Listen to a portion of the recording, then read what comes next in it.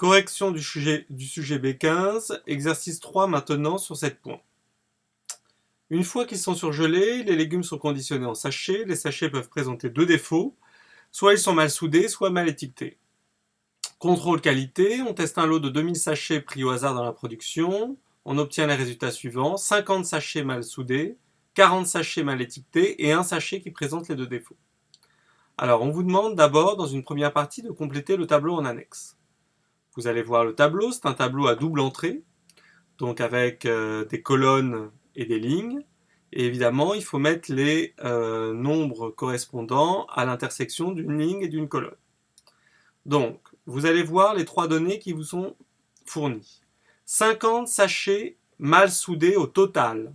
Donc attention, le sachet qui présente les deux défauts va faire partie des 50 sachets mal soudés. Il faut bien comprendre ça pour remplir le tableau. Donc, nombre de sachets mal soudés, au total, il y en a bien 50. Donc, vous mettez un 50 ici. Ensuite, on vous dit 40 sachets mal étiquetés. Donc là, vous allez regarder dans la colonne nombre de sachets mal étiquetés. Et dans le total, vous en mettez 40. Il y a bien au total 40 sachets mal étiquetés. Et enfin, un sachet qui présente les deux défauts. Donc là, ça va être à l'intersection de la colonne nombre de sachets mal étiquetés et la ligne nombre de sachets mal soudés. Il y en a un seul qui présente les deux défauts. Donc les trois premiers nombres que j'ai remplis, c'est le 50 ici, le 40 ici et le 1 à ce niveau-là.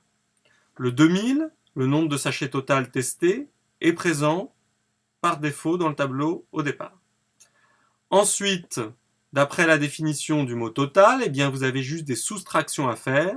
C'est-à-dire, si au total il y a 50 sachets mal soudés et qu'il y en a un qui présente les deux défauts, eh bien il y en a 50 moins 1, c'est-à-dire 49, qui sont à la fois mal soudés et bien étiquetés.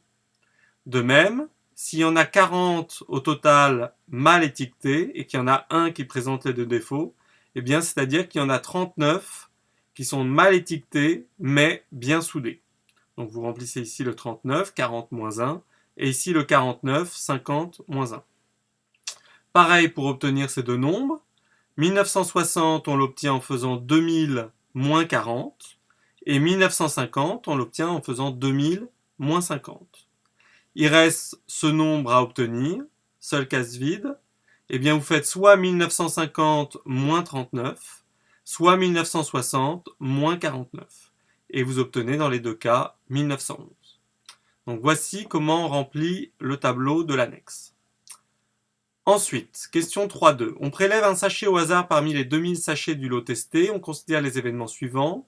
Premier événement, événement S, le sachet prélevé est mal soudé. Événement E, le sachet prélevé est mal étiqueté. Calculez la probabilité P de S de l'événement S. Alors, je l'ai fait sur le fichier de correction. Donc, vous devez savoir que la probabilité d'un événement est égale au quotient du nombre d'issues, c'est-à-dire nombre de fois où on obtient cet événement, divisé par le nombre d'issues totales. Il y a 2000 sachets testés, il y a au total 50 sachets mal soudés. Eh bien, P de S, probabilité de tomber sur un sachet mal soudé, c'est donc 50 divisé par 2000, et vous trouvez 0,025. Question suivante, la 3 de 2. Définir par une phrase les événements S bar et S bar inter E. Vous devez savoir à quoi correspond la barre et à quoi correspond l'intersection. Eh bien, définir par une phrase, c'est-à-dire le dire en français. L'événement S bar, vous devez savoir que c'est l'événement contraire de l'événement S. La barre signifie contraire.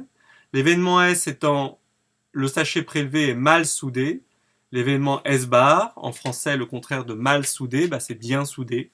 Donc le sachet prélevé est bien soudé. C'est la description en français de l'événement S bar. Ensuite, le symbole inter signifie intersection entre des événements. En français, ça signifie qu'il appartient à la fois aux deux événements. On utilise donc la conjonction « et » pour l'exprimer. Donc S bar inter E, ça signifie qu'il appartient à la fois à S bar et à E, c'est-à-dire que le sachet prélevé est à la fois bien soudé, S bar, et à la fois mal étiqueté, puisqu'il y a E. Donc voici comment on l'exprime en français. Question 3 de 3. Calculer la probabilité justement de cet événement, P de S bar inter E. Alors, S bar inter E, on a dit qu'il était bien soudé et mal étiqueté. Donc, vous allez voir dans le tableau le nombre de sachets qui sont bien soudés, c'est-à-dire cette ligne-là, et mal étiquetés. Vous voyez qu'il y en a 39. Bien soudés et mal étiquetés, il y en a 39. Donc, il y a donc 39 sachets bien soudés et mal étiquetés sur un ensemble toujours de 2000 sachets. Donc vous faites 39 divisé par 2000 pour avoir cette probabilité et vous obtenez 0,0195. Question suivante. Alors, partie 2 maintenant. Le but de cette partie est de déterminer si les résultats obtenus lors du test remettent en question le réglage de la machine de conditionnement des légumes surgelés. On vous dit que la machine qui conditionne les légumes en sachets est réglée convenablement si la proportion de sachets sans défaut, donc sans aucun défaut, parmi les sujets produits est de P égale 0,96. C'est ça qui est important. Calculer la fréquence petit f de sachets sans défaut dans le lieu testé dont la taille est n égale 2000. Donc nous, on a testé 2000 sachets, c'est pour ça qu'on dit que le lot testé est de taille n égale 2000, et il nous faut la fréquence, on va voir que c'est une division, des sachets qui sont sans défaut. Alors, qu'est-ce que vous allez faire? Vous allez regarder dans le tableau le nombre de sachets sans défaut. Donc pour qu'il soit sans défaut, il faut qu'il soit à la fois bien étiqueté, donc dans cette colonne-là, et bien soudé. Donc il y en a combien? Il y en a 1911. Il y a 1911 sachets bien soudés et bien étiquetés, c'est-à-dire sans défaut. Donc pour avoir cette fréquence de sachets sans défaut, eh bien vous prenez les 1911 sachets qui sont sans défaut dans le lot testé, et vous divisez par toujours 2000, qui est le nombre de sachets total dans le lot testé. Vous trouvez à peu près, puisqu'il faut arrondir au millième, 0,956. Question 3-4. Calculez les bornes de l'intervalle de fluctuation, grand I, et on vous dit que cet intervalle, c'est petit p, c'est-à-dire le 0,96 qui est là, moins 1 sur racine de n, n valant 2000, et la borne supérieure, petit p, plus 1 sur racine de n. Arrondir les résultats au millième. Vous prenez juste votre calculatrice, vous remplacez le p par 0,96 et le n par 2000. D'accord? Donc vous faites 0,96 moins 1 sur racine de 2000 sur la calculatrice. Vous arrondissez à 3 chiffres après la virgule, au millième, vous trouvez 0,938.